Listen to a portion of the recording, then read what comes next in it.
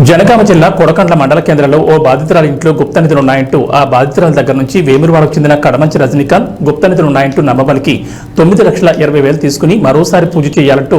7 లక్షలు కట్టాలని అనడంతో బాధితురాలు పోలీసులను ఆశ్రయించగా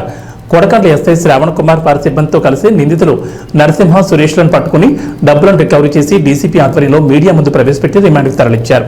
ఈ సందర్భంగా జనగామ డీసీపీ రాజమహేంద్ర నాయక్ మాట్లాడుతూ గుప్త నిధులున్నాయంటూ గ్రామాల్లో ముఠాలు సంచరిస్తున్నాయని వారి మాటలు నమ్మొద్దని, ఇలాంటి వారు ఎవరైనా తారసపడితే పోలీసులకు సమాచారం ఇవ్వాలని ఈ సందర్భంగా వారు తెలిపారు.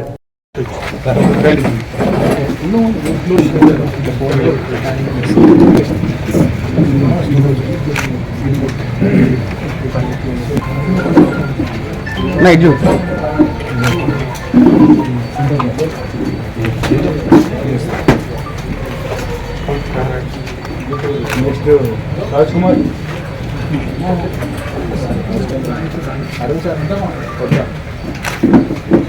श्रावण कुमार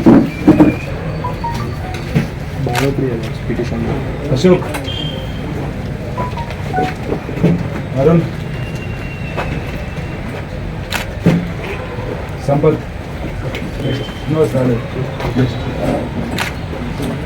श्रीनिवास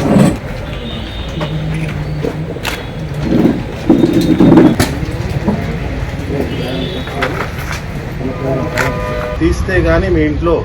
శాంతి రాదు, లేకుంటే మాత్రం మీ ఇంట్లో ఇంకా చాలామంది చనిపోతారని అంటే అతని మాటలు నమ్మి ఈసారి ఏం చేస్తే బాగుంటుంది అని చెప్పేసి ప్రాధాన్యపడటంతో 1,75,000 చెల్లిస్తే యాదగిరిగుట్టలో ఒక షాప్లో ఒక పౌడర్ దొరుకుతుంది. ఆ పౌడర్ తీసుకొచ్చి మనం అంజనం వేద్దాం, అంజనం వేస్తే ఏ ప్లేస్లో గుప్తదులు ఉన్నాయో మనకు తెలుస్తుందని చెప్తే ఈమె వెళ్ళి యాదగిరిగుట్ట వెళ్ళి ఒక షాప్లో 1,70,000 చెల్లించి ఒక పౌడర్ తీసుకొస్తే